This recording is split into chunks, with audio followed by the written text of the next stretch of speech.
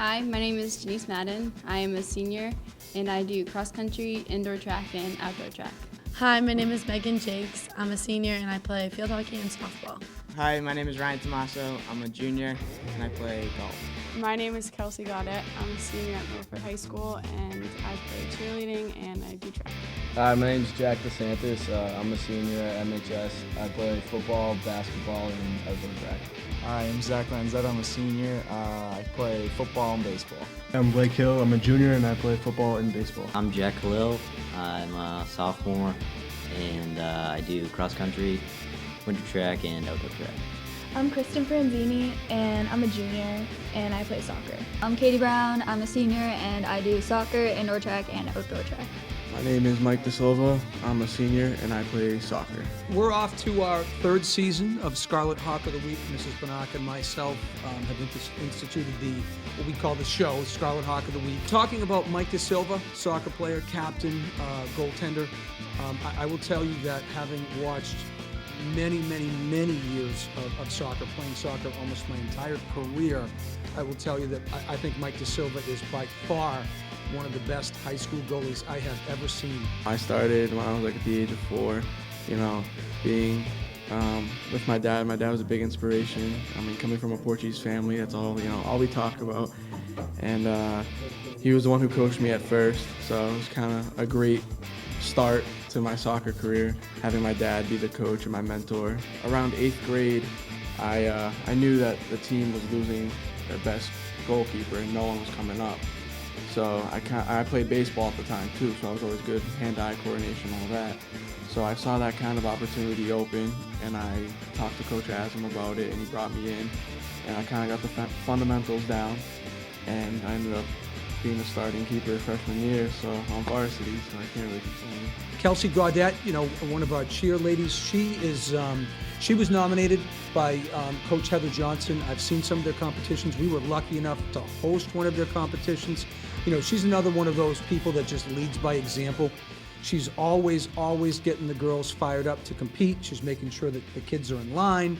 She's sort of another one of those generals, one of those quarterbacks that we look for the team, where you don't have to ask her to get something done. When you see something that needs to be done, she's probably already taking care of it along with the other captains on the team, but she just has this vision of what she wants things to look like, and she will take the initiative to make those things come to fruition. I try to be as much of a help to my teammates as possible. Cheerleading is a real team sport where it's really if you win together or lose together. That's basically what it all means. You basically have to motivate each other. That's what we lean on a lot during the routine is each other. So if you don't believe in one another, then you can't make it through, but we try our best, and I really try to instill that in the girls that without each other we wouldn't be here. It was my freshman year that we went to nationals. It was kind of this big thing. My sister was on the team the year before, and it was the first year, I'm pretty sure a long time, over 10 years, that they've actually been allowed to go to nationals. So it was a pretty big accomplishment, and carrying on that was really a really big accomplishment for me personally. You talk about Ryan Tomaso, you talk about a junior captain of the golf team, you talk about a student athlete who is absolutely committed to his craft. He, in my time as an athletic director, head coach, and even athlete, he's probably the best golfer that I've ever seen at the school that I've been at. I've been playing golf since I was probably like 8 years old, and more seriously since I've been in like 8th grade. My grandfather was a big role in getting me to play golf. What's really special about him is he puts his money where his mouth is. He was named the MVP of the Hockomock League, and that's an honor that, it's great to be the best player on your team. It's awesome to be named the captain of your team for one season, let alone probably going to be 2, junior and senior year. But to be named the MVP of the league, that means that every other head coach in the league thinks you're the best player. I can't pass the ball in golf, so you kind of almost have to focus on yourself a little bit. Definitely during practice, helping people out with things that they're struggling in, but when it comes down to it, it's how much time they put into it and how much time and how good they want to get. So really the only thing you can focus on is yourself and try to help them if they want help. Taking our soccer girls, you have Katie Brown and Kristen Franzini. You have that dynamic duo that I know when you interviewed them, we talked about. Both of them are strikers. Both of them could play any position on the field. They could play defense if we needed them to. We've moved them, I think coaches move them to midfield every now and again, depending on injuries and necessities of the game plan. Both of them just have a natural instinct to attack the net. I really like working with Katie, and like this year is like the first year we actually got to play forward together, and then obviously she's leaving next year, so I won't have anyone. But yeah, it's been really good because we work really good together. Yeah, I definitely think we work really well together, and she's always the first one I look for when I go to look to pass. And we kind of just read each other's minds when we're looking for runs and like through balls and just stuff like that. And that's what I think our chemistry definitely leads to a lot of goals because we trust each other on the field. They're both incredibly fast. They're both incredibly instinctive to attack the net. But I think what makes them such elite players is that they have that first touch with the ball. They also can maneuver the ball in a one-on-one situation. You see them time and again sort of flank somebody or beat out another player, a really good player from the other team, and then they make that quick pass. And it's just fun to watch. Since I've been on varsity since a freshman, like a lot of the girls look up to me, and I think I do a pretty good job with like helping them if they're struggling with things like in school and out of school. Soccer is definitely a priority, but I also make school a priority, and I think that definitely like spreads to some of the other girls who like I show that I still like put a lot of effort in my schoolwork as well as soccer. So you take our three football guys, you have Jack DeSantis, you have Zach Lanzetta, and then you have Blake Hill. Each one of them, you know, they're kind of like, and I mean this very, very nicely, you can see in their interview, they're kind of like the three positive stooges of football, right? They love to hang out, they're good buddies, and I think that matters. I think that matters. Each one of them has shined in each game that we've had. We all played Pop Warner with Blake's dad as the coach, so we all got close then. I didn't start playing until about 7th grade.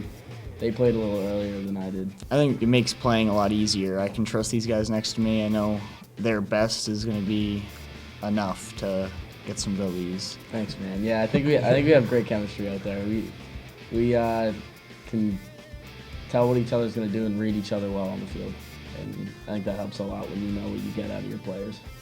Yeah, not just on the field, but off the field, the relationships that are formed help a lot with the play on the field as well. I think we've definitely sent a message that we're a force to be reckoned with, and don't laugh at me. And yeah, we've started a new culture in that the football team works hard, and we'll come into the morning before school and then practice after school. We'll do whatever we can to get an edge. This year we didn't have a lot of seniors, and we had to have a lot of young guys step up, and they've done the job. So it's good to see that we're rubbing off on them, and hopefully the future will just get better and better. You take a look at Jack Khalil, sophomore cross-country runner. You take a look at Janice Madden, senior cross-country runner. Really two ends of the spectrum. You've got this young guy coming up, you know, Jack, who is just starting to really sort of put his roots down as a cross-country runner, distance runner. It's really one of the more difficult sports out there. Before high school, there's not a lot of opportunities for you to run for your school and your town, but I think it was like 6th grade or something. I won one of the middle school races at the end of the year, which was kind of exciting for me. Janice is on the other end. She's that bona fide sort of superstar for the team. She's been a great runner since 8th grade. You know, she got the Scarlet Hawk of the week against Oliver Ames. I think she had 3 of their top girls just battling with her for about 2.5 miles, and then she breaks it open the last half mile and says, "This is my home course, ain't happening in Milford," and wins the race. I just think she's a tough kid who's ready to run with the best kids in the league. Distance running, I feel like I'm always working, and I feel like I'm always challenging myself during distance running, and I feel like I can always have new goals to set for myself to keep myself moving forward. Meg Jakes in field hockey, overall just great kid. Great leader, you know, great academic kid. She's a super athlete for field hockey. She's an outstanding athlete for softball. She's been one of our folks that's really jumped to the front of our leadership academy too. You know, she does a lot of our interviews. She's been to school committee to present. She's just one of those natural leaders who took what we were trying to teach at the Leadership Academy, and she just took the ball and ran. I'd probably say my freshman year of softball was my favorite as a collective whole. My seniors that year really set me up well for the rest of high school. They taught me the ins and outs of softball, field hockey, sports, life, everything. So with their help, they were my mentor, and then it was a really easy transition to mentor other people with that same idea of what we were going to do. I learned a ton about problem solving, about how much what you say affects the rest of the people around you, not just team members, but everybody. What you say and what you do needs to match up, and if it doesn't match up, then you're going to have no followers. This is what Milford is all about.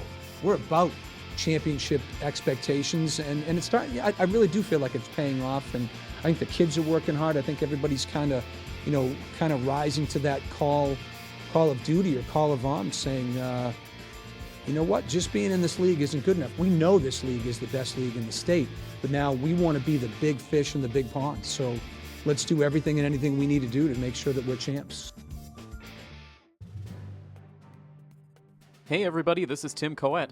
Make sure you check out full episodes of The Milford Informer on Milford TV. New episodes air every Friday night at 7:30 p.m. and then re-air frequently over the course of the weekend. Milford TV can be found on Comcast Channel 8 and Verizon Channel 38.